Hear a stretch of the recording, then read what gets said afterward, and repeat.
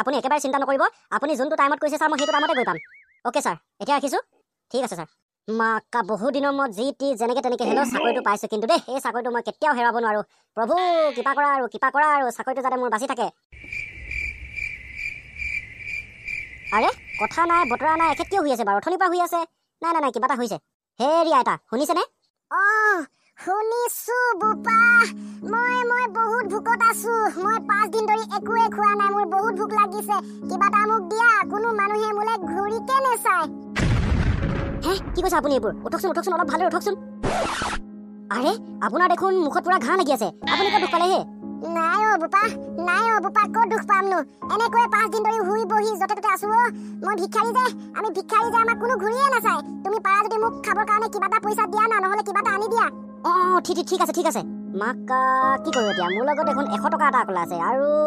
এই 100 টকাটো গাড়ী ভাড়া মই অফিচত পাবগৈ লাগে অতি সোনকালে যদি নেপাওঁগৈ তেনেহ'লে মোৰ চাকৰিটো পোৱা বাদ দে 100 টকাতে দি দিওঁ যা খোজকাঢ়ি যাম কি ভাবি আছা তুমি আছে যদি দিয়া সোনকালে মোৰ বহুত ভোক লাগিছে মই আজি যদি কিবা এটা নেখাওঁ তেনেহ'লে মই মৰি থাকিম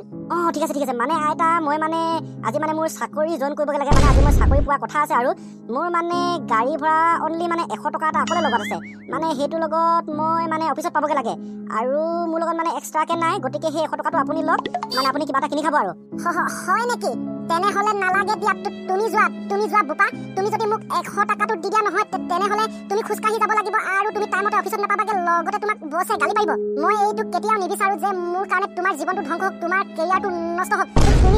তুমি মোক এইখিনি সহায় কৰিব নালাগে যোৱা বুপা যোৱা নাই এটা আপুনি মিছাতে চিন্তা কৰিছে একো নহয় দিয়ক আপোনাক যদিহে মই 100 টকাটো নিদিওঁ তেনেহ'লে আপুনি খাবলৈ নাপাই মৃত্যু হৈ যাব পাৰে আৰু যদিহে আপুনি মৃত্যু হৈ যায় তেনেহ'লে মই জীৱনটোত যিমান টকা ইনকাম কৰিলোঁ যিমান ভাল চাকৰি কৰিলোঁ মই হয়তো কেতিয়াও সুখী হ'ব নোৱাৰিম এইটো 100 টকা লওক আইতা বুপা তোমাক মই বহুত ধন্যবাদ দিছোঁ পৃথিৱীত বহুত মানুহ আছে এই অঞ্চলত বহুত মানুহ আছে বহুত পঢ়া শুনা জনা বুজা মানুহ আছে কিন্তু মোক কোনেও বুজিয়ে নাপালে কোনেও ভিক্ষা দিব নিবিচাৰে কোনো টকা পইচা দিব নিবিচাৰে কিন্তু তুমি যে বুজি পাইছা তুমি যে তোমাৰ প্ৰয়োজনীয় পইচাটো মোক দিছা তোমাক মই বহুত ধন্যবাদ দিছোঁ বুপা তোমাৰ সদায় মংগল হওক হয় এটা মানুহে যদি মানুহক সহায় নকৰোঁ তেনেহ'লে আমি কাক সহায় কৰিম মানুহে মানুহক সহায় কৰাটোৱে হৈছে প্ৰকৃত মানৱ ধৰ্ম গতিকে এতিয়া মই আহিছোঁ এটা হ'ব তুমি যোৱা তুমি চাকৰিটো পাই মোৰ লগত আহিবা দে মই কিন্তু বাচ্চা থাকিম তুমি কিমান ভাল চাকৰি পাইছা মোক কিন্তু জনাব লাগিব হয় নেকি এটা আপুনি একেবাৰে চিন্তা নকৰিব মই অফিচৰ পৰা ওলাই চিধাই আপোনাৰ লগত আহিম আপুনি ইয়াতে বহি থাকিব মই আপোনালৈ খোৱা বস্তু অলপ লৈ আহিম হা ঠিক আছে তুমি যোৱা এতিয়া হ'ব দিয়ক আপুনি কিবা এটা খাই লওক গৈ ঠিক আছে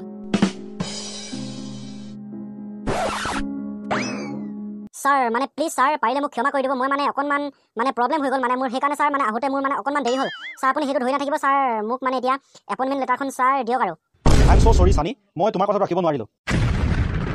মানে ছাৰ মানে তোমাক মই কেইটা বজাত আহিব কৈছিলোঁ তোমাকতো আধা ঘণ্টাৰ ভিতৰত পাবহি দিছিলোঁ কিন্তু তুমি কেইটা বজাত পালাহি সম্পূৰ্ণ 2 ঘণ্টা পাৰ হৈ গ'ল আৰু সেই কথাটো মোৰ ভাল নালাগিল যিহেতু তুমি টাইম মেনেজমেণ্ট কৰিব নাজানা লগতে তোমাৰ দায়িত্ব বোলা বস্তুটো যে নাই সেই কথাটো অলৰেডি মই সকলো গম পাইছোঁ হ'ব পাৰা তুমি well qualified people but I have not interested your responsibility so' তোমাৰ ঠাইত মই বেলেগক এপইণ্ট কৰিছোঁ গতিকে তুমি ইয়াৰ পৰা যাব পাৰা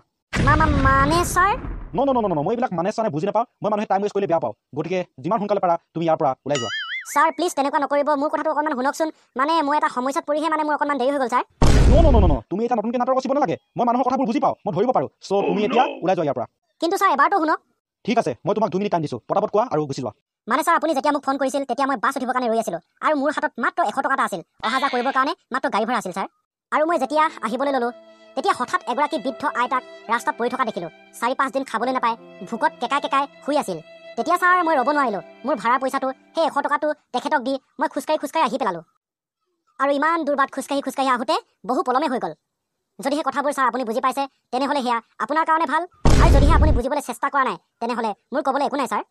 তুমি যিবোৰ কথা কৈছা সেইবোৰ সঁচাই কৈছা নে মিছাই কৈছা মই ধৰিব পৰা নাই মই বিশ্বাস কৰিব পৰা নাই কিন্তু এটা কথা ক'ব পাৰোঁ যে তুমি যে চাকৰিটো নোপোৱা সেইটো কিন্তু 100% চিয়'ৰ হয় নেকি অ'কে ছাৰ মই যদি আপোনাৰ কাৰণে পাৰফেক্ট নহয় তেনেহ'লে মোক নালাগে এই চাকৰিটো মই আপোনাৰ আণ্ডাৰত কাম কৰিবলৈ নিবিচাৰোঁ আৰু এটা কথা ছাৰ ইমান সময় আপোনাক ডিষ্টাৰ্ব কৰাৰ বাবে আপোনাৰ ইমান টাইম নষ্ট কৰি দিয়াৰ বাবে আই এম ছ' চৰি আহিছোঁ এতিয়া কি তোৰ মানে এনেকুৱা অৱস্থা হ'ল মাকা অফিচাৰটো বজাই দিঙে নেকি বে মা কাৰণ আৰু এইবিলাক কথা য'তে নকয় ন এইবিলাক কথা কয় নেকি যি কথা কিন্তু চানি তই যি কৰিলি কিন্তু বহুত ভাল কাম কৰিলি দে বহুত ভাল কাম তই যদি সেই 100 টকাটো সেই আইতাগৰাকীক নিদি নিজৰ চাকৰিটোৰ কথা ভাবিহেঁতেন নহয় তেনেহ'লে খাবলৈ নাপায় সেই আইতাগৰাকী হয়তো মৃত্যু হৈ গ'লহেঁতেন আৰু তেতিয়া কিন্তু ভগৱানে তোক কেতিয়াও ক্ষমা নকৰিলেহেঁতেন। তই কিন্তু সম্পূৰ্ণ দুখী হ'লিহেঁতেন, বুজিছ? তই কিন্তু বহুত ভাল কাম কৰিলি। তথাপি অফিচাৰজনে কথাটো ভালদৰে এবাৰ বুজি চাব লাগিছিলে ন, ভাবি চাব লাগিছিলে। হ'ব দে আৰু কি কবি এইবিলাক কথা। প্ৰত্যেকজন মানুহ তোৰ মোৰ নিচিনা একে নহয়। তোৰ মনটো যেনেদৰে বেলেগ, ঠিক সেইদৰে তেখেতৰ মনটো বেলেগ, বুজিছ? হ'ব দে আৰু এইবিলাক কথা কি লাগি থাকিবি। আজি আন্তঃৰাষ্ট্ৰীয় নাৰী দিৱস। অন্ততঃ আজিৰ দিনটোতো সেই অফিচাৰজনে নাৰীক সন্মান কৰিবলৈ নাজানিলে, বুজিছ ৰেকান্ত? মই আজিহে এটা কথা উপলব্ধি কৰিব পাৰিছোঁ, এটা কথা বহুত ভালদৰে বুজি পাইছোঁ। মানুহে জীৱনত যিমানেই উপাৰ্জন নকৰক কিয়, যদিহে দুখীয়া অসহায় মানুহক সহায় কৰিব নোৱাৰে, তেনেহ'লে মই ভাবোঁ মানুহে সেয়া উপাৰ্জন কৰি একো ভাল কাম কৰা নাই।